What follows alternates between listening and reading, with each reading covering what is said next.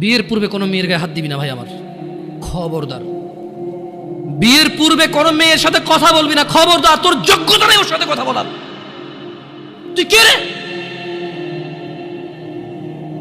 বামন হয়ে চাঁদের দিকে হাত বাড়াবি না। আমার বোনরা চাঁদ। ওয়াল্লাহি যেদিন ইসলামী শাসন আসবে, যেদিন ইমাম মেহেদী আসবে, যেদিন ঈসা আলাইহিস সালাম আবার আসবে, ওনার বন্ধের উপর যারা হাত দেবে উনি হাত কেটে ফেলবে। তুই বামন হয়ে চাঁদের দিকে হাত বাড়াইস না। আমার বোনরা চাঁদ।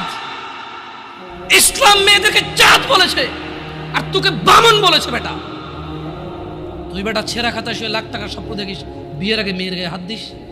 তোর সাহস কত? তোর সাহস কত? তুই জানিস না মুহাম্মদ সাল্লাল্লাহু আলাইহি সাল্লাম বলছে নেক স্ত্রী দুনিয়াতে যা আছে ওর চেয়ে বেশি উত্তম। তুই কি করে ওর গায়ে হাত দিস বিয়ের আগে? তোর সেই যোগ্যতা আছে বল? তোকে আল্লাহ জাহান্নামে ফেলবে, তোকে আল্লাহ জ্বলন্ত আগুনে নিক্ষিপ্ত করবে।